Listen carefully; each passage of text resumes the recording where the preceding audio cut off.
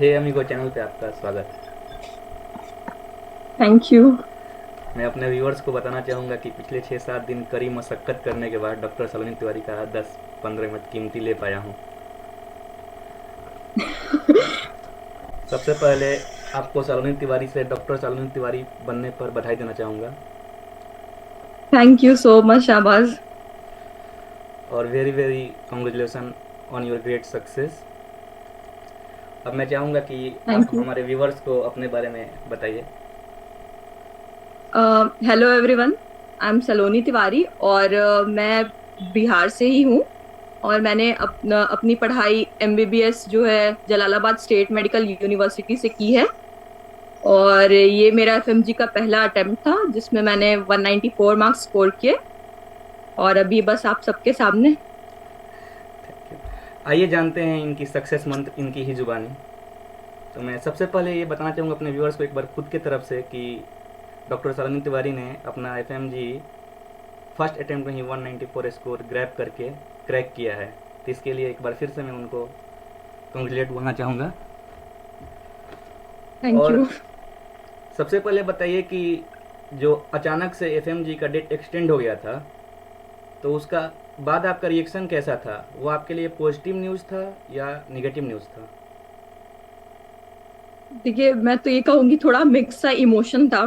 कुछ ये भी लग रहा था कि हाँ, वीक सब्जेक्ट्स थे तो उसको कवर करने के लिए अच्छे से कंप्लीट करने के लिए टाइम मिल गया। और फिर ये लग रहा था टाइम थोड़े और बढ़ गए और मेहनत करनी पड़ेगी। लेकिन हाँ, एक तरीके से ये पॉजिटिव ही था। सही है।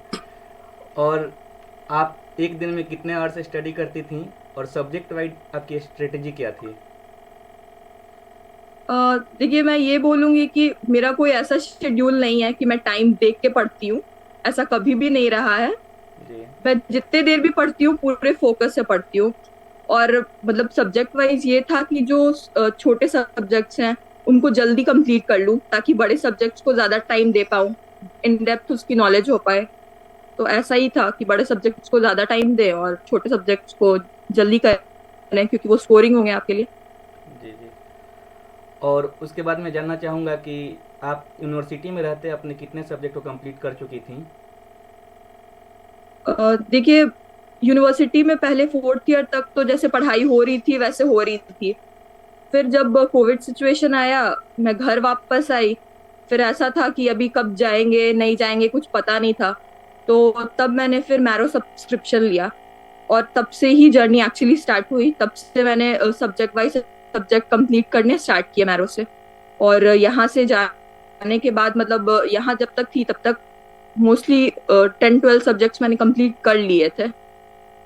फिर बाकी जब सिक्स ईयर में कॉलेज में पहुंचे तो छोटे छोटे जो भी सब्जेक्ट्स थे वो क्लास के साथ साथ कंप्लीट करती गई। तो मेरा टारगेट ये था कि जब तक यूनिवर्सिटी में हूँ एक रीडिंग तो हो जानी चाहिए सारे सब्जेक्ट्स की। जी। और आपकी एमसीक्यू सॉल्विंग स्ट्रेटजी क्या हुआ करती थी? आप एमसीक्यू कैसे लगाती थी? मैं व्यूअर्स को ये बोलूंगी कि एमसीक्यू बहुत बहुत बहुत ज्यादा इंपॉर्टेंट है। अगर आप प्रैक्टिस नहीं करोगे तो आप अपना 50% तो वहीं खो रहे हो। क्योंकि अगर एमसीक्यू प्रैक्टिस नहीं किए तो आपको यही नहीं पता चलेगा कि क्वेश्चन कैसे आने वाले हैं। और जब मैं वापस यहाँ आ गई थी तो मैं कोशिश करती थी कि इनिशियल डेज में कि 50 एमसीक्यू रोज करूं। फिर धीरे धीरे ये बढ़ाते गई। अच्छा, ये तो रही आपकी स्ट्रेटजी और आपने कैसे और पढ़ाई मैरो के की। वजह से काफी सपोर्ट भी मिला। हाँ, तो एक ये तो रही आपकी स्ट्रेटजी, आपकी पढ़ाई की तरीके। लेकिन सबसे एक अच्छा क्वेश्चन मैं पूछना चाहूँगा कि वो कौन सा सब्जेक्ट था जो आपको सबसे ज़्यादा डराया, सबसे ज़्यादा परेशान किया? हमारे व्यूअर्स को बताइए आप। Pharma. Pharma. Pharma. Pharma. Pharma मेरी वीक है फ्रैंकली। और मुझे ज्यादा याद नहीं रहता तो उसको करने में काफी मुश्किलें हुई। और एक बार क्वेश्चन बार जो करना बार बार भूलना ये सीक्वेंस बस चल ही रहा था। अच्छा, और उसके बाद एक तो फार्मा हुई। और फार्मा, फिर ऑप्था भी कह सकते हैं। ऑप्था भी मेरी उतनी अच्छी नहीं है इन कंपैरिजन। लोगों की ज्यादा अच्छी होती है पर मेरी नहीं है। तो कुछ ऐसे सब्जेक्ट्स हैं जिसके लिए काफी मेहनत करनी पड़ी। और मेडिसिन तो ऑब्वियसली सब जानते हैं काफी वास्ट है तो उसको करने में काफी टाइम भी लग जाता है।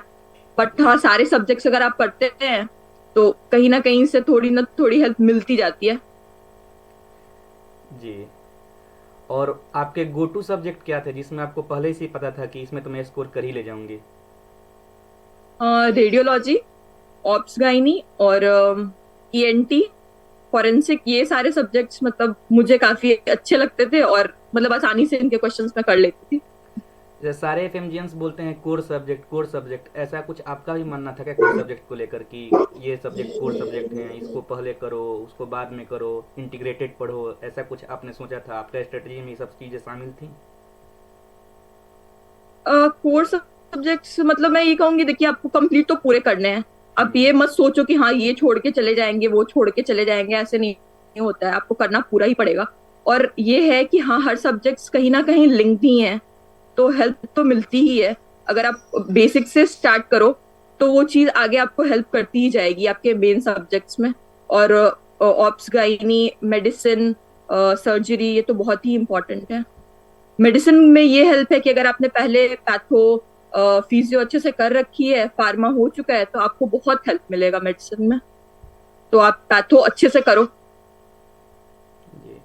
और एक और सवाल पूछना चाहूँगा कि जैसे इस बार एग्ज़ाम का पेपर देकर बच्चे आए हैं तो बहुत सारे बच्चे ने ये बताया, जैसे दोस्त जो थे उनसे पूछने पे, जूनियर्स ने पूछा तो उनको रिव्यू मिला कि फर्स्ट पेपर आसान था लेकिन सेकंड पेपर बहुत वास्ट था। तो आपका तो एक्चुअल रिजल्ट अच्छा हुआ है, ऑब्वियस आपका तो पेपर अच्छा ही गया था। लेकिन मैं व्यूवर्स को आप बताइए कि मतलब आपका ओवर व्यू, जनरल व्यू क्या है पेपर पे? हाँ देखिए, ये मैं कहूंगी फर्स्ट पेपर इजी था। कंपैरिजन फर्स्ट पेपर बहुत इजी था। और सेकंड पेपर इसलिए डिफिकल्ट हो गया क्योंकि हर बार का जैसा पैटर्न चल रहा था वैसा नहीं था कुछ। और ज्यादा क्वेश्चंस कैंसर स्टेजिंग से पूछे गए थे।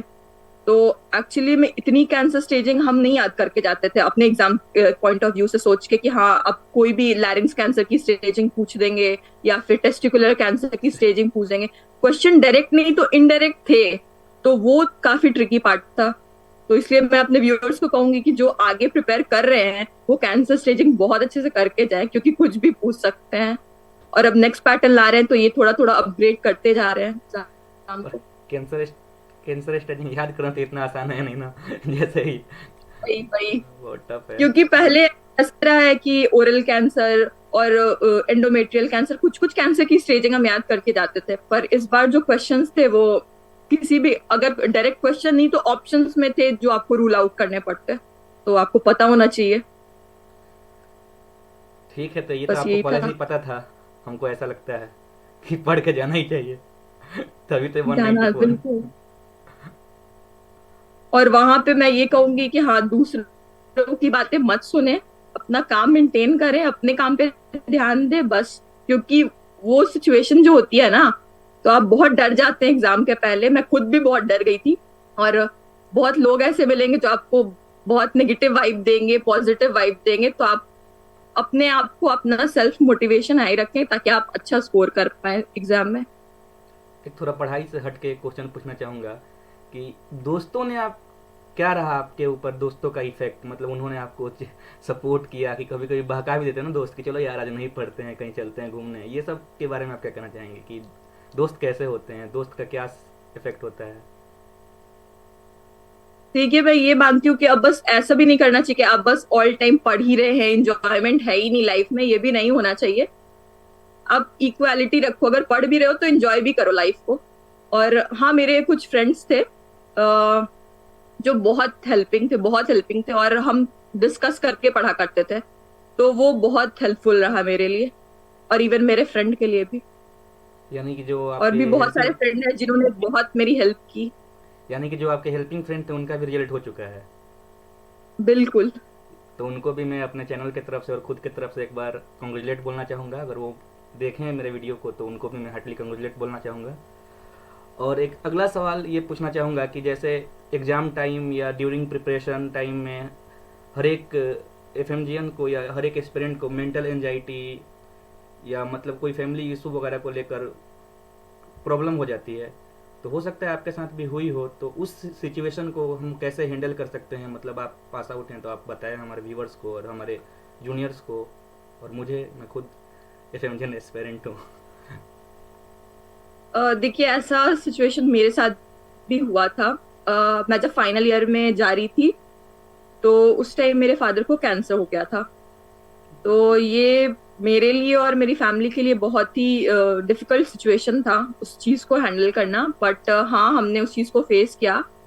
और कुछ मंथ ये कहूंगी कि हाँ मेरी पढ़ाई भी बहुत अफेक्ट हुई थी, क्योंकि इंसान का मेंटल पीस उस समय बहुत वो हो जाता है। तो उस टाइम मेरी भी पढ़ाई बहुत अफेक्ट हुई थी। बट हाँ फिर मैंने कम बैक किया। फिर मैंने सोचा नहीं मुझे करना है तो करना ही है, बस फिर यही एटीट्यूड था, तो बस हो गया। हाँ, बिहारी होने का एक जुनून भी होता है ना। हाँ बिल्कुल। बस टारगेट है तो अचीव करना ही है। जी, जब 6 साल दिया एक चीज को, तो फिर उसे कैसे अचीव नहीं करेंगे। सही बात है। और बस यही था दिमाग में। एक बहुत इम्पोर्टेंट सवाल कि मतलब पीवाई की जो क्वेश्चंस हैं वो कितना बेनिफिशियल है हमारे स्कोर को बूस्ट करने के लिए और हमारे प्रिपरेशन के लिए। हाँ बहुत ज्यादा, मैं कहूंगी बहुत ही ज्यादा। क्योंकि एक तो आपको पैटर्न पता चलेगा कि क्वेश्चन कैसे आने वाले हैं। और दूसरा ये है कि क्वेश्चन मतलब डायरेक्ट नहीं सेम, तो इनडायरेक्टली कोई पॉइंट ऐसा होगा जो उसके एक्सप्लेनेशन का भी ऐसा पार्ट हो जो नेक्स्ट एग्जाम में आपके पास हो सकता है वैसा। तो पीवाईक्यू पढ़ना तो बहुत इंपॉर्टेंट है। उसको आप अच्छे से करोगे तो आपके पेपर में 10-20% आप क्वेश्चन आराम से सॉल्व कर लोगे। जी। और ये सब तो रही आपकी तैयारी। और मैं अब एक ऐसा सवाल पूछने जा रहा हूँ कि शायद इसका जवाब देते हुए आप भी बहुत खुश होंगी। कि जैसे हम जासू से पढ़ते हम्म। हैं, हम भी जासू के स्टूडेंट हैं, आप भी रहीं जासू की स्टूडेंट। तो जासू जो एफएमजी हाँ की बिल्कुल। क्लासेस हमारे लिए कंडक्ट कराया, वो आपके लिए कितना बेनिफिशियल रहा, ये बताइए हमारे व्यूअर्स को। हाँ ये बहुत अच्छा क्वेश्चन है। और हाँ ये बेनिफिशियल रहा मेरे लिए। क्योंकि एक तो ये था कि जो सब्जेक्ट्स हो गए थे उसकी वहां पे रिवीजन हो गई। जो सब्जेक्ट्स मैंने कर लिए थे तो वो वहां रिवाइज हो गया। और जो नहीं कर पाई थी अपने इस पीरियड में, तो वो वहां के टीचर्स से मैंने किया। जैसे फार्मा मैंने नहीं किया था पहले अपने मैरो की वीडियो से, तो वो जो फार्मा के टीचर आए थे मैंने उनसे कंप्लीट किया।